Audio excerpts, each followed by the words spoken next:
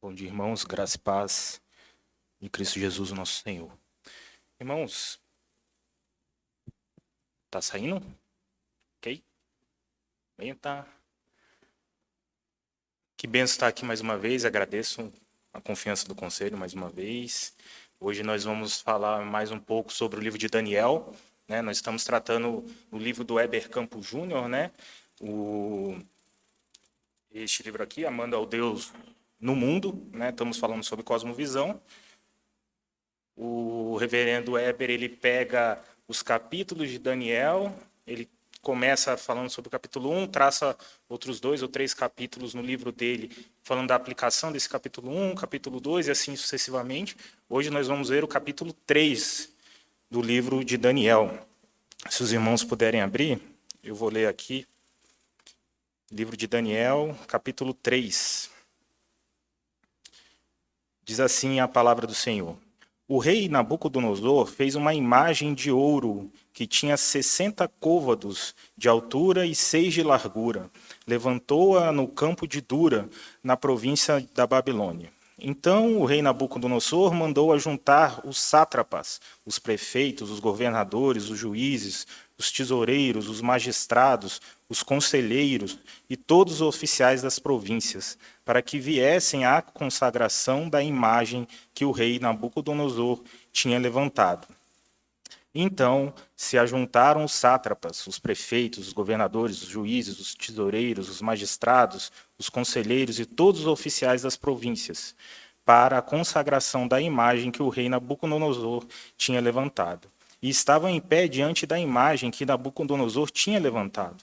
Nisto, o arauto apregoava em alta voz: ordena-se a vós outros, ó povos, nações e homens de todas as línguas, no momento em que ouvirdes o som da trombeta, do pífaro, da harpa, da cítara, do saltério, da gaita de foles e de toda sorte de música, vós prostrareis e adorareis a imagem de ouro que o rei Nabucodonosor levantou. Qualquer que se não prostrar e não a adorar será, no mesmo instante, lançado na fornalha de fogo ardente. Portanto, quando todos os povos ouvirem o som da trombeta, do pífaro, da harpa, da cítara, do saltério e de toda sorte de música, se prostraram os povos, nações e homens de todas as línguas e adoraram a imagem de ouro que o rei Nabucodonosor tinha levantado. Ora, no mesmo instante se chegaram alguns homens caldeus e acusaram os judeus. Disseram ao rei Nabucodonosor: ó rei, vive eternamente.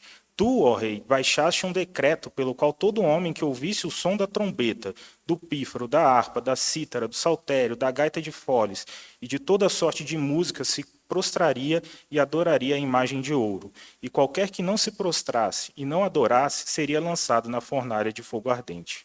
Há uns homens judeus que tu constituíste sobre os negócios da província da Babilônia: Sadraque, Mesaque e Abednego. Estes homens, ó rei, não fizeram caso de ti, e a teus deuses não servem, nem adoram a imagem de ouro que levantaste. Então Nabucodonosor, irado e furioso, mandou chamar Sadraque, Mesaque e Abednego.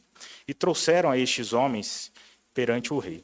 Falou Nabucodonosor e lhes disse: é verdade, ó Sadraque, Mesaque e Abednego, que vós não servis a meus deuses, nem adorais a imagem de ouro que levantei? Agora, pois, estáis dispostos, e, quando ouvirdes o som da trombeta, do pífaro, da cítara, da harpa, do saltério, da gaita de foles, prostrai-vos e adorai a imagem que fiz. Porém, se não os adorardes, sereis, no mesmo instante, lançados na fornalha de fogo ardente. E quem é o Deus que vos poderá livrar das minhas mãos? Responderam Sadraque, Mesaque e Abednego ao rei: ó Nabucodonosor, quanto a isto, não necessitamos de te responder. Se o nosso Deus, a quem servirmos, quer livrar-nos, ele nos livrará da fornalha de fogo ardente e das tuas mãos, ó rei. Se não, fica sabendo, ó rei, que não serviremos a teus deuses, nem adoraremos a imagem de ouro que levantaste. Então Nabucodonosor se encheu de fúria e, transtornado o aspecto do seu rosto contra Sadraque, Mesaque e Abednego, ordenou que se acendesse a fornalha 7 vezes mais do que se costumava. Ordenou aos homens mais poderosos que estavam no seu exército que atassem a Sadraque, Mesaque e Abednego e os lançassem na fornalha de fogo ardente. Então estes homens foram atados com seus mantos, suas túnicas e chapéus e suas outras roupas e foram lançados na fornalha sobremaneira acesa. Porque a palavra do rei era urgente e a fornalha estava sobremaneira acesa, as chamas do fogo mataram os homens que lançaram de cima para dentro a Sadraque, Mesaque e Abednego. Estes 3 homens, Sadraque, Mesaque e Abednego, caíram atados dentro da fornalha sobremaneira acesa. Então o rei Nabucodonosor se espantou e se levantou depressa e disse aos seus conselheiros: Não lançamos nós 3 homens atados dentro do fogo? Responderam ao rei: É verdade, ó rei. Tornou ele e disse: Eu, porém, vejo 4 homens soltos que andam passeando dentro do fogo sem nenhum dano, e o aspecto do quarto é semelhante a um filho de deuses. Então chegou Nabucodonosor à porta da fornalha sobremaneira acesa, falou e disse: Sadraque, Mesaque e Abednego, servos do Deus Altíssimo, sai e vinde. Então Sadraque, Mesaque e Abednego saíram do meio do fogo. Ajuntaram-se os sátrapas, os prefeitos, os governadores e conselheiros do rei, e viram que o fogo não teve poder algum sobre os corpos destes homens. Nem foram chamuscados os cabelos da sua cabeça, nem os seus mantos se mudaram, nem cheiro de fogo passara sobre eles. Falou Nabucodonosor e disse: Bendito seja o Deus de Sadraque, Mesaque e Abednego, que enviou o seu anjo e livrou os seus servos, que confiaram nele, pois não quiseram cumprir a palavra do rei, preferindo entregar o seu corpo a servirem e adorarem a qualquer outro Deus, senão ao seu Deus. Portanto, faça um decreto pelo qual todo o povo, nação e língua que disser blasfêmia contra o Deus de Sadraque, Mesaque e Abednego seja despedaçado, e as suas casas sejam feitas em monturo, porque não há outro Deus que possa livrar como este. Então o rei fez prosperar a Sadraque, Mesaque e Abednego na província da Babilônia. Vamos orar mais uma vez, irmãos? Senhor Deus e Pai, louvado seja o teu nome. Deus, tua palavra foi aberta, lida, que o teu Santo Espírito agora, ó Pai, aplica ao nosso coração, fale a nós, ó Pai, nos ensine, que o nosso meditar essa manhã seja agradável a Ti, Deus, na Tua presença. Em nome de Jesus. Amém. Então, meus irmãos, dando sequência então à nossa disciplina que nós estamos estudando aqui nesse primeiro semestre, que é Cosmovisão. Hoje o nosso tema vai ser para vencer o mundanismo. Nós vamos enfatizar bastante a questão de idolatria, que aqui no livro de Daniel, no capítulo 3, é bem enfatizada, né? Mas nós vamos falar um pouco sobre o que é mundanismo, né? E como que muitas vezes a gente, sem saber, a gente acaba aderindo a essa ideia de ser mundano, de forma que a gente se dobra muitas vezes a que a própria sociedade e cultura nos impõe. E a ideia de nós aqui estudando cosmovisão é que a gente consiga interpretar e entender muitas vezes o que acontece com o nosso caminhado, no nosso cotidiano, né? Como que esse mundanismo entra mesmo sem a gente saber. E a gente tem que se policiar nesse sentido e, segundo o texto aqui, nós vamos ver que é o Senhor que nos capacita, é Ele que nos livra dessas coisas. Então, para vencer o mundanismo, né, um versículo base aqui, 1 João 5, né, de 4 a 5, diz: Porque tudo que é nascido de Deus vence o mundo, mundanismo, né? E esta é a vitória que vence o mundo, a nossa fé.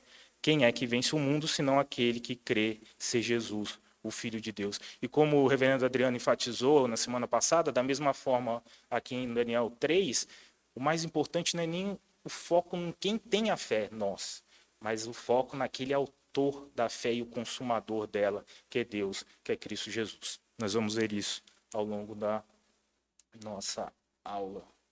E aí eu acho que eu vou enfrentar o mesmo problema.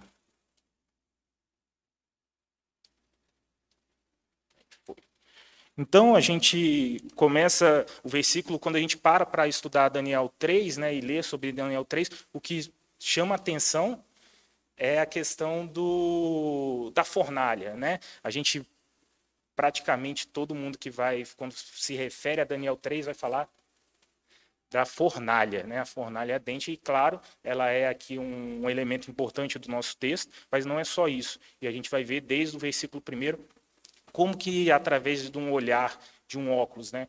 De um olhar bíblico, a gente pode entender cosmovisão ao longo de toda Daniel 3, de 1 a 30.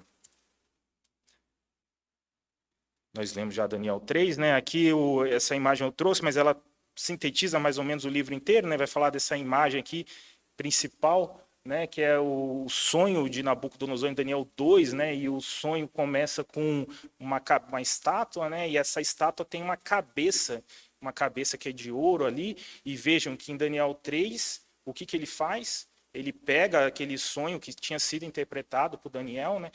E fala, não, talvez os outros reinos, né, que seriam o corpo ali da estátua, eu possa sobressair sobre eles.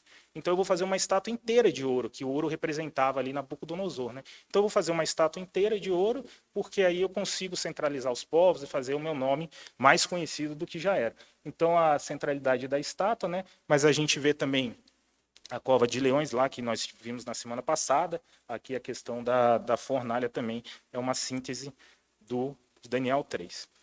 E eu vou trazer aqui alguns conceitos que nós vimos lá quando falamos sobre Daniel 1, né, que são importantes para a gente entender Daniel 3, que muita coisa é tratada ali, né, o alicerce de todo o livro de Daniel acontece ali em Daniel 1, né, ali que o autor do livro ele traz para nós alguns insights importantes para a gente entender o que está acontecendo aqui em Daniel 3. O primeiro ponto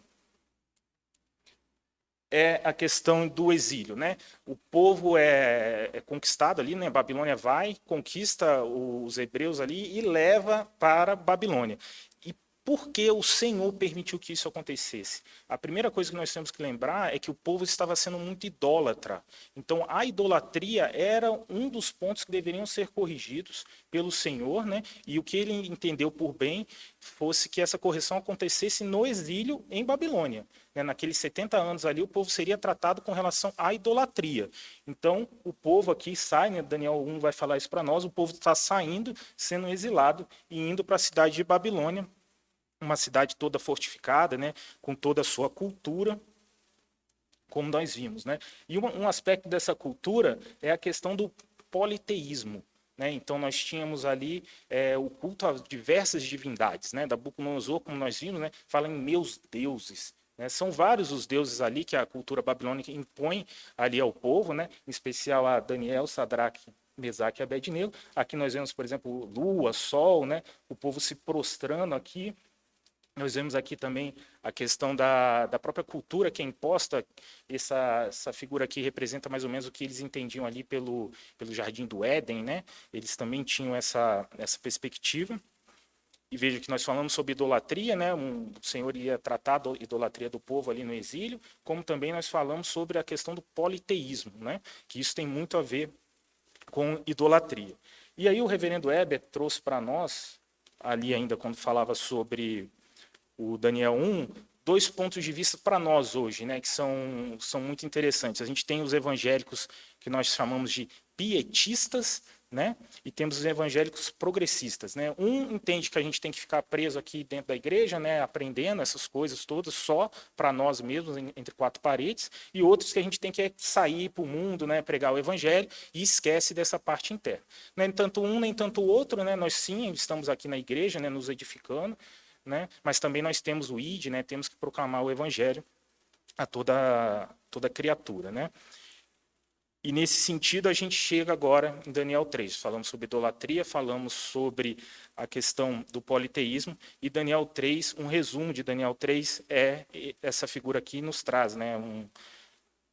Bible Project, né? Eles têm essa questão de fazer algumas caricaturas, e é um resuminho aqui interessante, né? No começo aqui, Nabucodonosor dá o edito da estátua, né, ele chama todos os governadores, né, todas as pessoas ali importantes, os sátrapas, governadores, essa coisa toda, para que adorassem aquela figura, aquela imagem, né, que é a imagem que muitos entendem que é Nabucodonosor, mas tem outros autores que entendem que talvez seja um deus. Né? Nabucodonosor, a ideia do nome é que ele faz uma homenagem a Nabu, que seria um dos deuses babilônicos ali, né? Então eles entendem também que pode ser a imagem do deus Nabu. Mas a maioria deles entende que é a imagem do próprio Nabucodonosor. Aqui nós temos todos os povos, né, ali reunidos, ali numa espécie de congregação ali, algo nesse sentido, mas adorando essa imagem, esse ídolo, né? E apenas 3 ali pessoas, né, Sadraque, Mesaque e Abednego, eles não sucumbem a essa ordenança do rei, né? Eles não vão se prostrar. E aí a consequência disso, né? Eles são lançados na fornalha, que ali o rei mandou, né? Ficar 7 vezes mais quente, as pessoas fortes ali do exército que lançaram, elas morrem, mas Sadraque, Mesaque e Abednego, não. E aqui a ideia do quarto homem, Cristo Jesus, caminhando com eles ali em meio à fornalha. E por fim, né, a partir do momento em que o Nabucodonosor vê que não deu certo, né, que o Deus de fato de Sadraque, Mesaque e Abednego é o Deus protetor,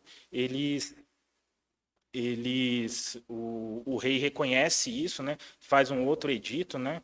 E nesse edito ele condena todas as pessoas que forem de encontro, né, a esse rei de Sadraque, Mesaque e Abednego. Então esse é um resumo do capítulo, né? Na semana passada, o reverendo Adriano trouxe essa ideia da canoa, né, que é a mesma ideia que o reverendo Weber trata aqui quando vai falar de Daniel 3. O que quer dizer isso?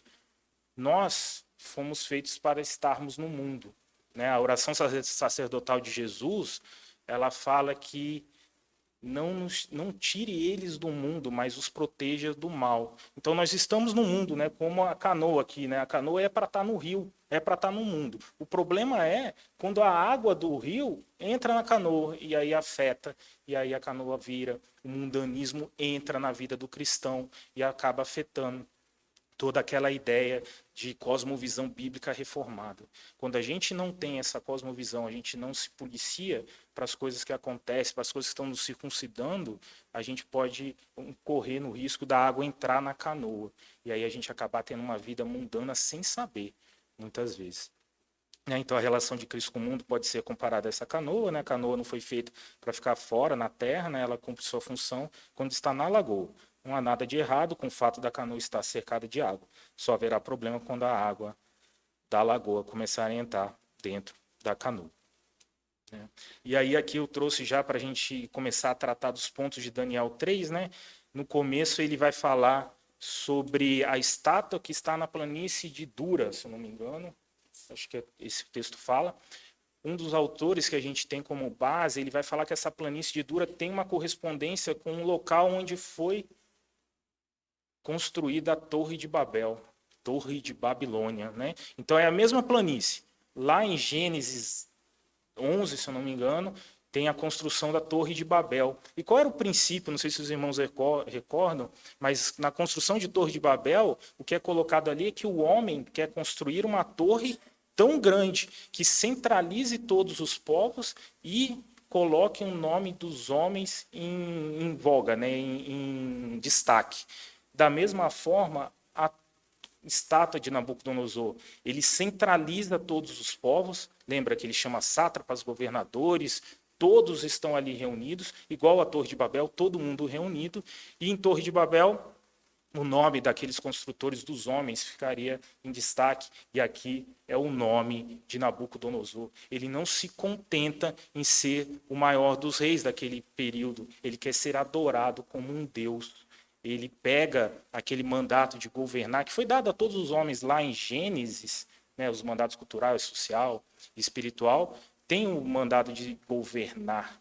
Ele não se contenta em ser um dos grandes reis, um dos grandes governadores do momento, ele quer ser o maior, ele quer ser adorado como Deus. E aí a gente vai entender que mundanismo é muito isso. É quando a gente pega os mandatos do Senhor e desvirtua, e traz para aquela ideia do pecado, né? O pecado, a gente vai ver, né? A estrutura é a criação do Senhor, tudo muito bom. Os mandatos são muito bons. A gente tem essa ideia de governar, de trabalhar, né? Essa coisa toda. Mas quando nós pegamos a direção inversa, que é a direção que o pecado traz, né? A gente acaba caindo em mundanismo, acaba desvirtuando aquilo que o Senhor determinou para as nossas vidas, né? Então aqui muitos falam que o texto repete tanto harpas, as pessoas, né, e os instrumentos ali, eles falam que é muito uma ironia aquela reunião toda que Nabucodonosor trouxe, né? Essa ideia, uma ironia aqui, seria um dos servos lá de Nabucodonosor ali com a harpa, o saltério, né? Aqui Nós damos sequência aqui com mais uma figura, né? Som de trombetas, todos deveriam se prostrar àquela imagem, né? E aí tem todos os instrumentos musicais aqui, só que nós vimos que a maioria das pessoas de fato se prostraram, inclusive judeus. Os únicos que não se prostraram foram Sadraque, Mesaque e Abednego. Ou seja, aquele povo todo que nós vimos que saiu que foi exilado, né?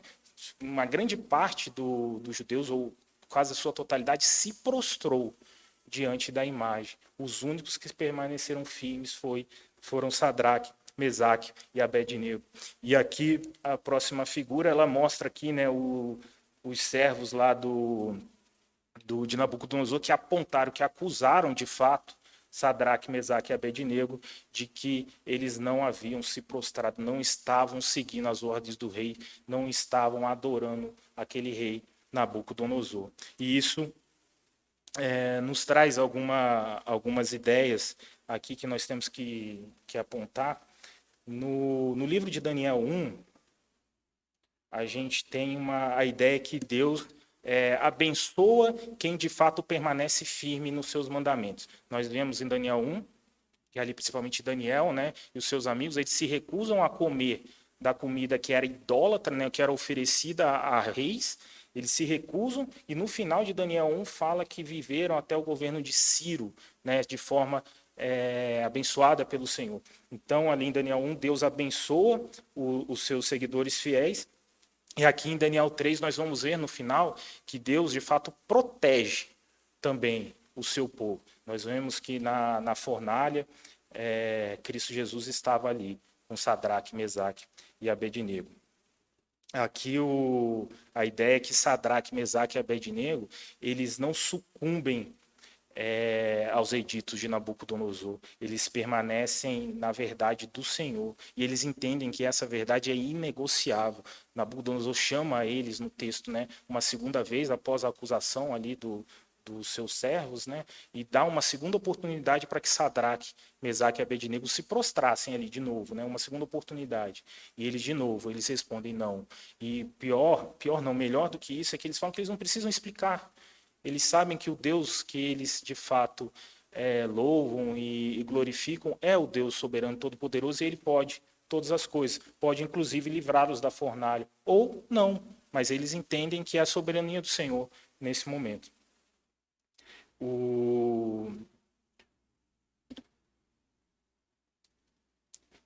Então aqui aí o primeiro slide de textos para a gente, né? A imagem foi colocada num campo, como eu falei, né? É um espaço possível de reunir muita gente e que torna a imagem visível de muito longe. A ideia de Nabucodonosor querendo que de fato todos vissem a sua glória ali de um homem, né?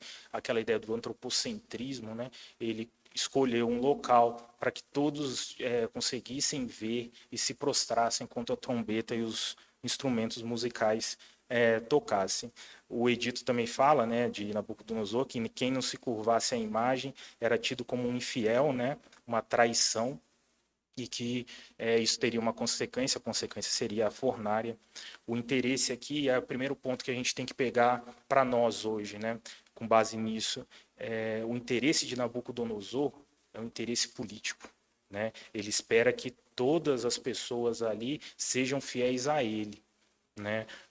Observe que o não prostrar-se perante a imagem é interpretado pelos caldeus como não fazer caso do rei, e o próprio Nabucodonosor entende que a disputa é entre o Deus de Sadraque, Mesaque e Abednego e ele. Aí ele abriu aspas, né? Quem é o Deus que vos poderá livrar das minhas mãos? Ele queria ser identificado como um Deus. Nabucodonosor não se contentou em ser um grande rei, né, ali da época, ele queria ser adorado também como um Deus. E aí para nós, essa manhã, né, muitas vezes nós estamos no mundo, né, nós estamos ali sofrendo com toda a influência de cultura, de pessoas, e muitas vezes a gente não sabe que uma determinada situação de trabalho, uma determinada situação do nosso próprio dia a dia, né, do nosso cotidiano, passa um pouco da ideia dessa política, dessa ideia de que tem pessoas que querem influenciar sim as nossas vidas, né? E é coisas sutis, numa reunião de trabalho, numa reunião, por exemplo, de condomínio, quando muitas vezes a gente é colocado, né, exposto a determinadas situações que a gente tem que não só adorar o nosso Deus, porque o mundanismo faz isso. Você não precisa deixar de adorar o seu Deus no domingo. A gente pode estar aqui hoje louvando o Senhor, mas durante a semana, adora os outros deuses aqui. Vamos adorar cultura, beleza, esportes, né? Tudo isso é muito bom. Mas quando a gente substitui a adoração de Deus por essas coisas, a gente está entrando na ideia do mundanismo. A água está entrando na canoa. Tudo tem seu lugar. A adoração é o único Deus, o Deus Todo-Poderoso.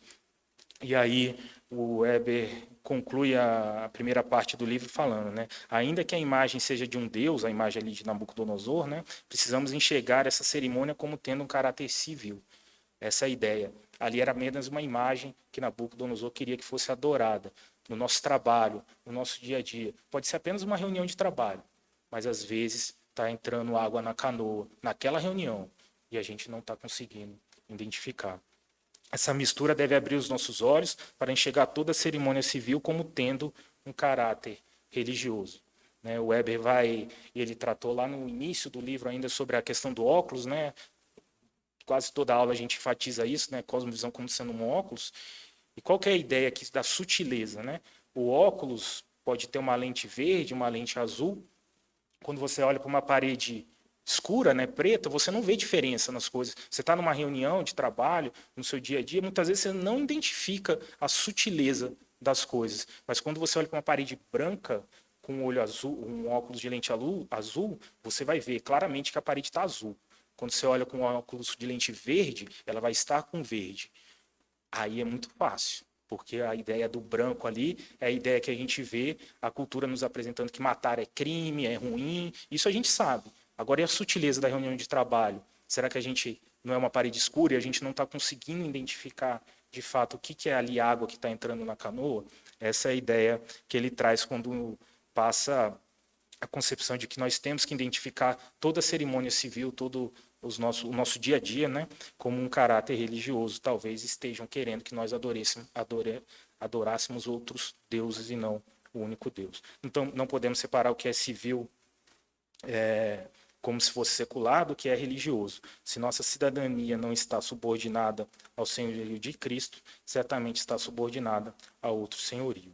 Quando o mundo faz pressão para que nos curvemos diante de seus deuses, frequentemente ele não exige que abandonemos o nosso Deus. E a gente vai pegar alguns exemplos que ele traz no livro para a gente entender o que ele quer dizer com isso. Não nos curvemos diante de outros deuses, né? Mesmo que essa cultura permita que nós estejamos aqui, por exemplo, hoje, louvando o único Deus. Ele vai trazer a primeira ideia de que nós não precisamos deixar de adorar aqui no domingo, né, como estamos fazendo hoje, mas sábado a gente gasta muito tempo com lazer, consumismo, dormimos muito tarde, não nos preparemos para o dia do Senhor.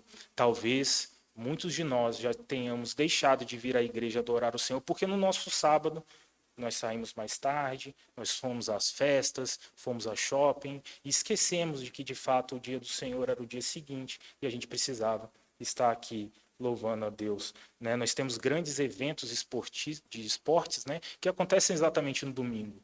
Lembro da minha adolescência, né, uma grande discussão era finais de futebol, final de tantos esportes acontece exatamente no domingo. E por incrível que pareça, nos horários de culto, né? Fórmula 1, horário de culto pela manhã, final de futebol, no culto da tarde. É interessante como a gente não percebe, mas muitas vezes está afetando. A água está entrando na nossa canoa, né? E ele vai dar um terceiro exemplo, que é a própria questão da igreja, né? Muitas vezes a gente está aqui, mas a gente não é quente e nem frio. A gente é morno, o que é criticado pelas escrituras, né? A gente não entende o que é uma disciplina eclesiástica, a gente acha que está sendo afrontado, né? A gente não entende aquela ideia de que é para nosso crescimento, é para nossa edificação, mas a sociedade aponta que expor alguém, e aí a gente não entende que a disciplina, o expor é lá no final, não é no início, né? Mas o que a sociedade impõe, não, está expondo, tá entrando na minha vida privada, né? Isso não deve acontecer.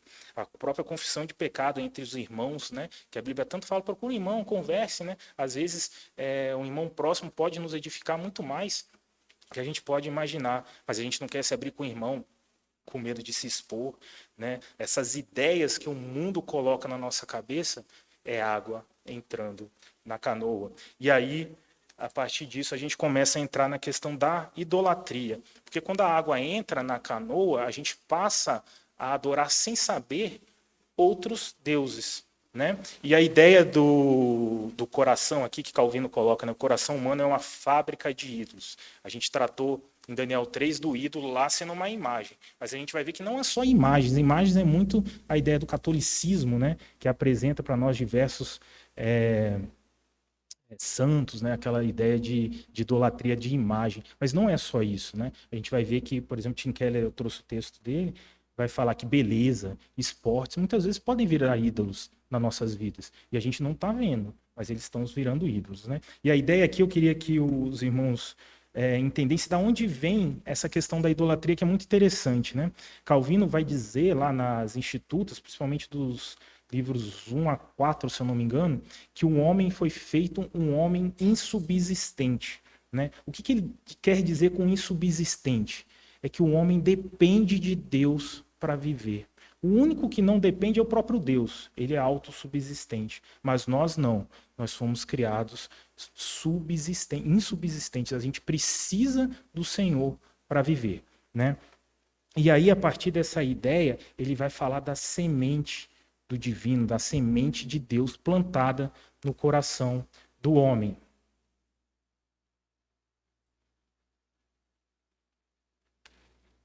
Eu vou continuando aí quando o microfone chegar, tá bom? Aí a ideia da semente no homem vem ali de Gênesis 2:7, né? Quando vai falar que então formou o Senhor Deus o homem do pó da terra e lhe soprou nas narinas o fôlego de vida, e o homem passou a ser alma vivente. Vejam que interessante. Deus soprou no homem nas suas narinas, né, o fôlego de vida, ou seja, a vida do homem depende do Senhor. E aí o homem passou a ser alma vivente. E aí a ideia, alma vivente, né? Alma vivente no hebraico quer dizer nefs hayah, né? Aqui a gente tem, não vai dar para ver bem, né? Mas é nefs hayah. O que quer dizer nefs hayah? Nefs, que é traduzido aqui para nós como alma, porque a Septuaginta lá, né, principalmente do grego, pegou a ideia de, quando nós falamos sobre nefs como sendo alma, mas não só alma. A Septuaginta, para vocês entenderem, né, eles pegam a palavra nefs, por exemplo, nas escrituras ela aparece em 50 vezes, 70 vezes. Se ela aparece 50 vezes se relacionando à alma, as outras 20 eles vão traduzir como alma também. Mas muitas vezes não é. E para a gente ter uma concepção ideal do que seja essa tradução, a gente pode ir lá na língua original, né, no hebraico, e entender que nefs, por exemplo, quer dizer garganta. E a palavra aqui traduzida por vivente, alma vivente, o raiá, pode ser uma disposição do corpo, ou seja, é uma garganta que se volta para o Senhor, é um desejo interno de todo ser humano de ter algo para adorar. Aqui é o Deus que deu vida ao homem, e o fato do Espírito ter sido soprado nas narinas desperta no coração desse homem aquele fôlego, aquele desejo de Deus. Quando eu pego esse desejo de Deus, depois na queda, né, que a gente está em Gênesis 2, mas na queda o pecado entra, esse desejo que foi lá em Gênesis 2 disposto no nosso coração, ele passa a ser deturpado. Eu não desejo mais Deus, eu desejo um ídolo. E aí a substituição de Deus por diversas coisas no mundo que a gente pode imaginar, beleza, esportes, santos, isso acaba tomando o lugar dessa semente que era disposta para Deus, ela passa a ser disposta a outros elementos criados por Deus, né? E aí aqui só, já te passo, né, a palavra, mas aqui só para a gente ter a ideia, né? Nefs Hayah, né? Aqui a gente pode ver garganta, né? E o Hayah ali é a cobiça, né? A fome, ou seja, o que era para ser fome, que era para ser direcionado a Deus, a partir da queda do pecado a gente direciona para outras coisas. E aí daí que vem a idolatria. A gente fala muito sobre idolatria, mas a origem está aqui em Gênesis 2:6. e 7. Soraya, você quer...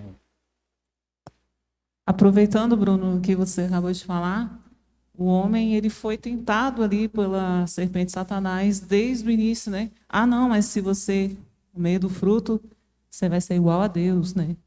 Então, já foi sendo trabalhado no coração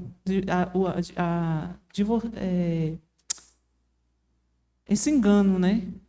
De, opa, eu posso ser igual a Deus.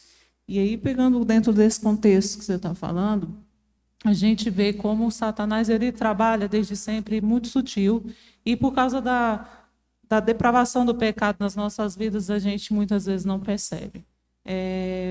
Um exemplo que está chegando aí no momento é a Igreja Metaverso. Não sei se os irmãos já ouviram falar, mas é algo novo, está chegando e que vai ter muita gente que vai aderir.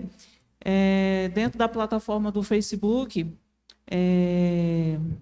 se os irmãos lembrarem daquele filme, agora eu esqueci o nome do filme, mas que você se veste de um personagem e dentro da plataforma vai ter igrejas virtuais e de casa você faz um emoji, como se fosse um boneco. O pessoal que joga sabe melhor os termos aí. Um avatar. Isso. Você cria um avatar e dentro da plataforma você vai poder ir à igreja virtual. Inclusive, já tem uma igreja brasileira que já criou essa plataforma e lá vai ter os cultos, tudo. Americano, uma igreja americana já faz até ordenação de pastor, ceia e outras coisas online. A gente não está condenando aqui a tecnologia, porque a gente entende que a tecnologia e a ciência é algo que Deus nos dá e a gente tem que saber usar. Mas olha o perigo, né, de uns cultos online, agora já, e não vai demorar não, já está acontecendo o uso dessa plataforma chamada Igreja Metaverso, onde as pessoas vão virtualmente à igreja. Perigo disso é antibíblico, porque a determinação de Deus é que a gente se reúna, haja comunhão no dia do Senhor, os irmãos, e aqui, quando a gente se relaciona uns com os outros, a gente é confrontado, a gente é tratado, a gente é cuidado, é pastoreado, e no mundo virtual, isso não acontece. Sim. É interessante quando a gente pega mundanismo, né? Graça comum, a tecnologia é graça para nós, é graça comum. Só que quando a gente pega o que é dado a nós como graça comum e traz para a vertente da queda, do pecado, o que era estrutural, o que era para ser bênção, a gente utiliza de forma na direção contrária, né? Aqui eu trouxe a definição de alma de um dos dicionários, né? Refere-se também à fonte dos apetites físicos, é a nossa disposição, né? Para o hebreu, por exemplo, quando ele falava que tinha fome ou tinha sede, né? Se a gente for pegar o Salmo 42, trouxe aqui a ideia, Salmo 42, 2 diz assim: a minha alma tem sede de Deus. Alma é nefs, é a mesma coisa de Gênesis 2, aqui 6, nefs. A minha alma tem sede de Deus, ou seja, a minha disposição, essa ideia aqui, né, no meu apetite físico é pelo Senhor. Só que quando vem a queda, muitos esquecem, né? A gente é afetado esse desvirtuamento e a gente passa a direcionar para outras coisas, para criaturas, né? E não para o Criador. E como eu falei para vocês, eu trouxe um texto grande, mas eu queria só enfatizar que o Tim Keller tem um livro muito interessante falando sobre ídolos, né? E ele vai dar alguns exemplos aqui que muitas vezes a gente não pensa acerca de ídolos, né? Ele vai falar que afirma que a sociedade atual é bem parecida com religiões primitivas e seus ídolos, nas quais há santuários, e olha que interessante a ideia de santuário para os antigos, né, para nós, escritórios, spas, academias, estúdios, estádios, coisa que a gente não pensa. Mas olha, um santuário pode ser essas coisas todas para nós hoje, onde sacerdotes nos conduzem a prestar sacrifícios a fim de buscar bênçãos e afastar desastres. Não só os ídolos do passado, mas os do presente. E olha que interessante, ídolos do passado a gente pensa muito em estátua, nem em santo, mas olha, beleza, poder, dinheiro, realização também são difíceis de apaziguar. Eles exigem sacrifícios. Um ídolo é qualquer coisa inclusive boa, que você espera que dê a você o que somente Deus pode te dar: significado, segurança, felicidade. Será que a gente está trocando a glória do nosso Deus pela glória dessas coisas? Poder, dinheiro. Se a gente repousa nossa segurança em dinheiro, em bens, a gente está idolatrando quem a gente não deveria idolatrar. Só um exemplo. E aí eu vou dar uma corridinha, meus irmãos. Mundanismo, né? Aceitarmos padrões de vida semelhante aos do mundo. Nós não precisamos, né? Aqui é o Weber de novo falando, né? Enquanto professamos ser cristãos. Não queremos abandonar nosso cristianismo, mas nos acomodamos com os padrões desse mundo. A gente vem domingo aqui louvar ao Senhor, mas durante a semana a gente acaba se entregando para esses deuses mundanos. E lembra que a gente trouxe Daniel 1, né? A gente recapitulou a ideia da idolatria: era a lua, era sol, agora é beleza, é poder, é dinheiro. Durante a semana, parece que a gente pode cair nessas tentações, né? Quando na verdade a gente tem que resistir, como Sadraque, Mesaque e Abednego resistiram aqui. Agora, os três inimigos de Daniel estavam diante de uma situação em que estavam tentados a fazer, sob a ameaça de morte, o que judeus espontaneamente haviam feito por gerações. E aí eu trouxe no início, né, aquela ideia do exílio, né? O povo estava sendo exilado principalmente para tratar da sua idolatria. E aqui os três estão sendo postos numa situação de idolatria de novo. E praticamente todos os judeus se prostraram, né? O texto fala que os únicos que não se prostraram foram os três. Então os outros todos que estavam sendo exilados, que foi quase o povo todo, se prostrou. Mas esses três não se prostraram. E aquela ideia: está todo mundo se prostrando, por que eu não vou fazer também? Está todo mundo fazendo aquela coisa ali que não é certa segundo a Bíblia, mas está todo mundo fazendo, eu vou fazer também, né? Essa é a ideia que a gente não pode seguir. E aí o que eu falei, né? Tudo que Deus criou é estrutura, né? É estrutura. O mundanismo é quando essa estrutura ela é deturpada e ela vai para uma direção contrária do que Deus criou, né? E o que a gente pensa é na redenção, é trazer, né? Ali Romanos 12 vai nos dizer, né? É trazer para o caminho correto de novo, né? Que só vai acontecer lá no final, na segunda volta de Cristo Jesus. Por favor, minha irmã.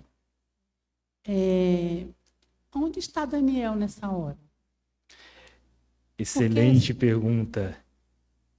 Muitas dúvidas nas nossas doutrinas. Mas o que dizem é que Daniel, a que eu achei mais segura, né? Daniel, ele era diferente de Sadraque, Mesaque e Abednego. Daniel era um governante, ele estava quase com um segundo nível ali, abaixo de Nabucodonosor.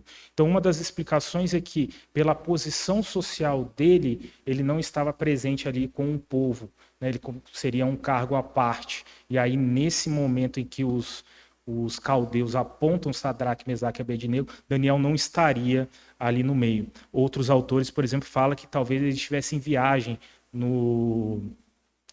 ao longo do Império Babilônico, que era muito grande, né? Então tem essas duas justificativas, pois Daniel não é citado nesse texto, né?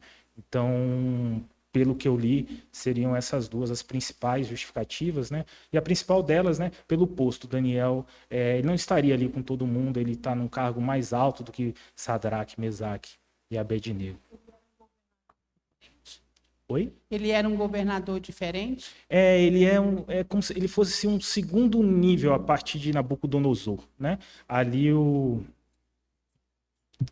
Obrigado, Verena. Uma das explicações é essa: ele está num nível mais alto que esses outros, que não eram só eles, né? Tinham outros governadores também. Veja que o texto fala que foram chamados sátrapas, governantes, tem uma série de pessoas ali reunidas, né?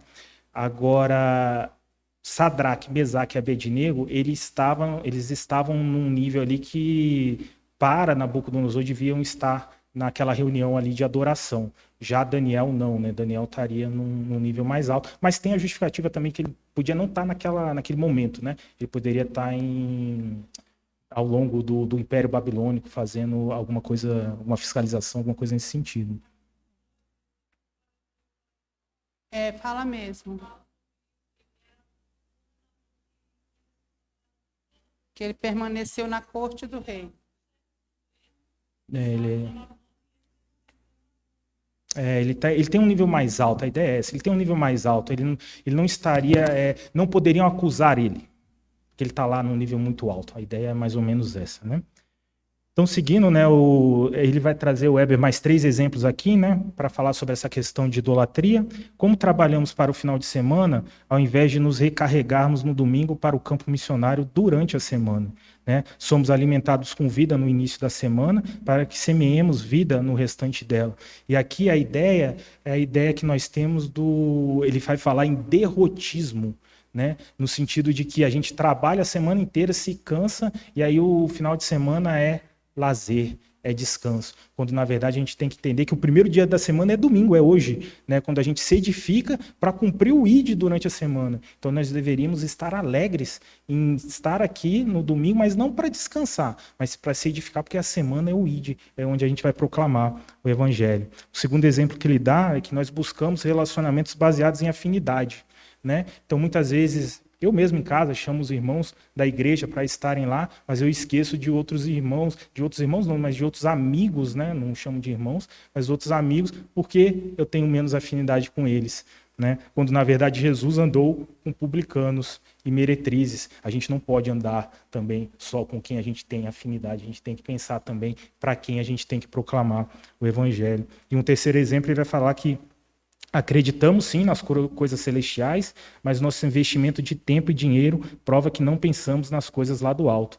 Terceirizamos o servir. A ideia aqui que ele traz é que muitas vezes a gente acha que é pagar o dízimo, ou eu estou ajudando algum evangelista e eu mesmo estou ali em casa sem fazer nada, né? Não, a gente tem que ajudar o evangelista, nós temos que dar o nosso dízimo, mas a gente tem que servir ao Senhor, nós temos que sim proclamar o evangelho. E aqui ele vai fazer a comparação desses 3 exemplos com a ideia de mundanismo, né? Ele vai falar que o primeiro exemplo, aquela ideia ali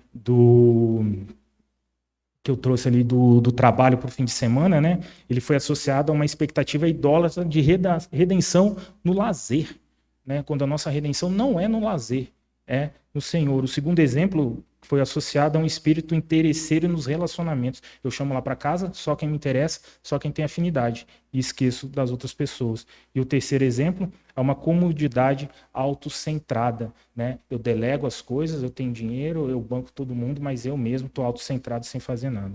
Por isso é que essas atitudes evidenciam uma mentalidade mundana, é a água entrando na canoa. E isso tem um custo.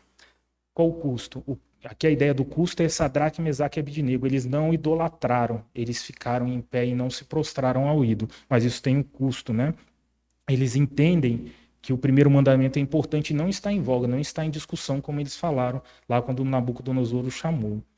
E aqui eu trouxe Tiago 2,18, né, porque é interessante que o testemunho, né, que nós temos que ter, né, como Sadraque, Mesaque e Abednego, ele só acontece quando nossa piedade adentra a esfera pública, né, aquela reserva mental. Não, eu estou aqui no meio de todo mundo, estou fazendo errado, mas aqui na minha cabeça eu sei que está errado, mas eu estou fazendo. O seu testemunho não está aparecendo porque está reservado à sua mente, à minha mente. Uma vez, tinha recém entrado no serviço público, uma senhora conversando comigo falou, poxa, é errado eu ir numa missa, que ela fala isso, aquilo e tal, mas eu sei que na minha cabeça ali, eu sei o que é certo, eu sei o que é errado. Mas quem está olhando está falando, olha, aquele crente está lá na missa, né? Ele a reserva mental dela não adiantou de nada, né? Então, é mais ou menos nesse sentido. E qual é o custo, né? A fornalha, né? A gente... o Stuart Olliott, ele vai falar de que o mundo tem sua própria fornalha ardente à espera daqueles que não se conformam em adorar seus ídolos. Então, na verdade, meus irmãos, quando nós resistimos a essas coisas, né, ao mundanismo, nós temos sim uma fornalha que vai nos esperar, como a fornalha ali de Sadraque, Mesaque e Abednego. A única certeza que a gente tem é que o Senhor vai estar conosco na fornalha. Ele muitas vezes não nos liberta da fornalha, mas ele está conosco na fornalha, como diz lá em Hebreus. Ele nunca vai nos deixar sós, né? Aí, aqui no versículo 17 do texto, vai falar que o Sadraque, Mesaque e Abednego, eles têm certeza do que Deus poderia livrá-los, né? Mas não sabiam se Deus havia resolvido livrá-los ou não. Eu vou dar uma corridinha aqui que está chegando. Hebreus 11:34 vai falar, né? E que mais direi? Né? Certamente me faltará o tempo necessário para referir o que há a respeito de Gideão, de Baraque, de Sansão, de Jaf, Jafté, de Davi, de Samuel e dos profetas, os quais, por meio da fé, é a questão da fé, né, que nós já tratamos no domingo passado com o reverendo Adriano, aqui de novo a gente vai entender a ideia de fé, como ela é importante, né? Fé, subjugaram reinos, praticaram a justiça, obtiveram promessas, fecharam a boca de leões, e agora o 34, extinguiram a violência do fogo. Então, a ideia de fé em Deus, em que ele pode sim estar conosco na fornalha, é citada aqui em Hebreus 11:34. Né? E aí a gente vai, a partir dali, né, da fornalha, quando Nabucodonosor identifica aquele quarto elemento ali no fogo, né? O narrador bíblico não está interessado em destacar quantos três creram, Sadraque, Mesaque e Abednego, né? Eles ali de fato são personagens dessa história, mas o mais importante não é na pessoa que crê, mas no Deus em que eles creram, né? O testemunho dos três revela isso no versículo 17, e a resposta de Deus confirma tal ênfase, né? Quando o foco da nossa fé não é o autor de crer, mas o autor e consumador da fé, Hebreus 12:2. Então Deus é quem é honrado numa história de fé. Então na história de Sadraque, Mesaque e Abednego, de Daniel lá na cova dos leões, não é desses quatro, mas é o Deus que está presente nas duas situações. Né? E interessante, eu estava lendo também um livro de história, né? História dos Hebreus, os irmãos não sei se conhecem, do Flávio José, é um livro fora da Bíblia, né? Um livro de história, como a gente tem história do Brasil, história de outros países, né? Conta ali a história do povo hebreu, e lá ele conta um episódio que aconteceu lá no tempo ali perto da virada do Novo Testamento, esqueci o nome, reverendo, que profana o templo, esqueci o nome. Do que profana o templo, que bota o porco lá no Antíoco Epifânio.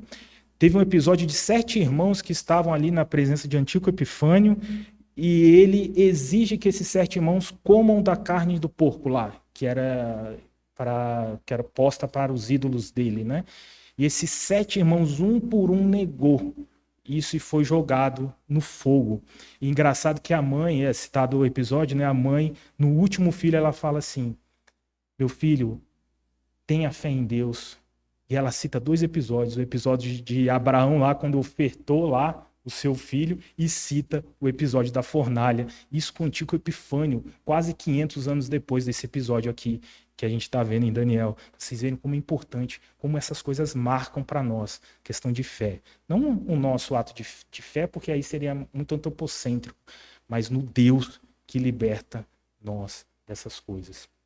A história fala de um quarto homem, né, como um filho de Deus, né? Nabucodonosor identificou aquele quarto homem como um filho dos deuses, e a ideia aqui, deuses, o texto de Daniel ele é escrito em aramaico, né? Então a gente não tem muito como fazer algumas conexões. Esse capítulo em especial, né? Ele fala muito em aramaico, mas deuses para Nabucodonosor ele era politeísta, né? Então ele identificou ali sim um Deus, né? Que para ele era mais um, né? Mas que de fato o Deus ali era Cristo Jesus, né? Um filho dos deuses, o anjo, né? Versículos 25 e 28.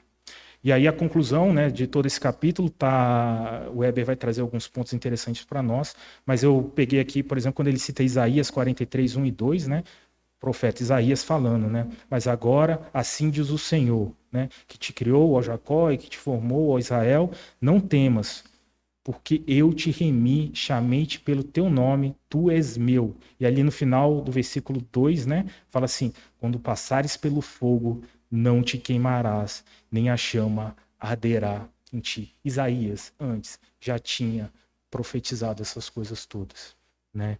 Então, de fato, o Senhor promete e Ele cumpre. E Ele, muitas vezes, não vai nos livrar da fornalha. Nós vamos ter um mundo aí com uma fornalha aberta, mas Ele vai estar conosco, como diz em Isaías, como diz em Hebreus. Ele vai estar conosco em meio a esses momentos difíceis. A presença de Deus é sempre a parte mais gloriosa de qualquer história, é o que nos possibilita vencer o mundo, afinal, Cristo já o venceu. A gente já leu em 1 João, né? Mas aqui João aqui o Evangelho 16:33 vai falar isso. Cristo venceu o mundo. E ele promete a nós estar conosco para que nós também vencêssemos. Em nossa caminhada neste mundo, ele promete estar conosco sempre, Hebreus 13:5, e isso deve nos confortar, assim como a presença dos pais conforta os pequeninos em meio aos seus temores. Cuidado do Senhor. Deus faz não só com que o seu nome seja glorificado, mas ele cuida de cada uma das pessoas, das suas necessidades enquanto estamos no mundo. E aí, meus irmãos, a gente chega ao final. Eu queria ler para vocês do livro do James Montgomery Boyce. Ele vai dizer assim, que falando sobre esse texto de Daniel 3, né? Ele diz... Ele diz assim: quero dizer, qualquer pressão para desobedecer os ensinamentos da Bíblia, seja por colegas em sua escola, por colegas empregados, por empregadores, ou por quem quer que seja, sempre que você é pressionado a fazer algo ou não fazer algo que você sabe pelos ensinamentos da Bíblia estar errado, sua situação é a desses 3 homens e sua responsabilidade diante de Deus é a mesma também. Você deve fazer o certo. Você não deve se curvar às exigências do mundo, mesmo que as consequências sejam caras. Fazer o certo. Fazer o que a Bíblia nos ensina, o que Deus nos ensinou, o que a cosmovisão bíblica reformada nos apresenta como certo. E, para finalizar, a gente não pode esquecer de Cristo Jesus nesse texto, né? E aqui o Weber traz no seu último parágrafo, falando sobre Cristo e a comparação ali com determinadas situações, né? Ele vai dizer: no entanto, para que você fosse livrado do fogo e para que você tivesse a presença divina ao seu lado, Cristo teve que perdê-los. Cristo sofreu o abandono do Pai para que eu sempre gozasse da sua presença. Ele experimentou o fogo da ira divina e precisou vencer a morte para que a morte não fosse temida por nós. Sadraque, Mesaque e Abednego preferiram entregar o seu corpo a servirem e adorarem a qualquer outro Deus, mas não tiveram seu corpo castigado pelo fogo. Cristo, em contrapartida, foi o corpo danificado por obediência ao seu Pai. Meus irmãos, hoje a gente falou um pouco sobre idolatria e como a idolatria traz o mundanismo para dentro de nós sem muitas vezes a gente identificar. Né? E como a gente tem que resistir a essas coisas, perseverar, né? Na doutrina cristã, na doutrina reformada, né? Que a Bíblia nos apresenta. Mas tudo isso não é por nós mesmos, mas é porque Cristo Jesus um dia veio e cumpriu o que a gente não consegue cumprir.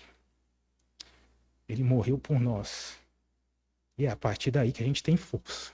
E a gente consegue resistir pelo poder do Espírito Santo a todo esse mundanismo que é imposto para nós.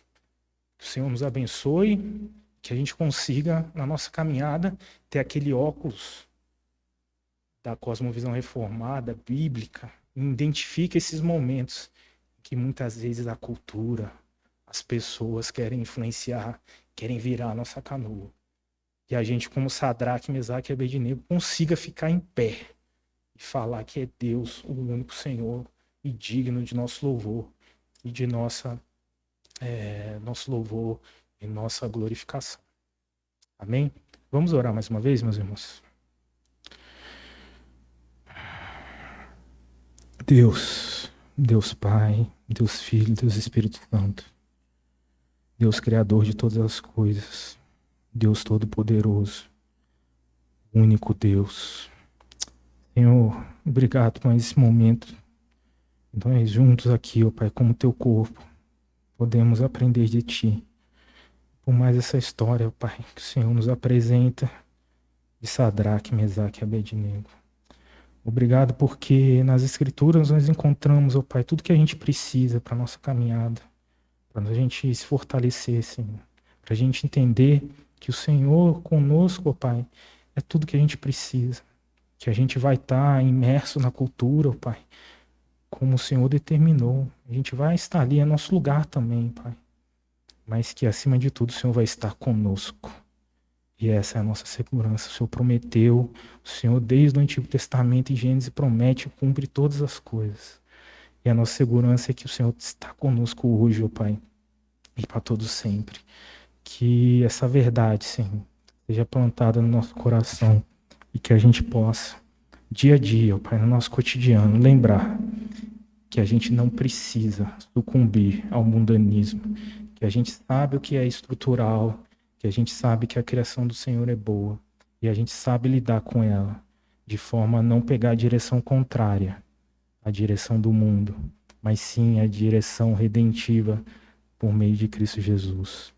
Obrigado pelo Teu Santo Espírito que nos direciona e nos sustenta, Pai. Que hoje, ao sairmos daqui e ao longo da nossa semana, Senhor, a gente tenha essa certeza que o Senhor está conosco em todo momento. Que a gente possa ter um resto de dia bom e agradável na Tua presença, Deus. Que voltemos aqui à noite para Te louvar e Te bendizer mais uma vez, ó Pai. Na certeza, o Senhor é conosco. Essa é a nossa oração, ó Pai, em nome de Jesus. Amém.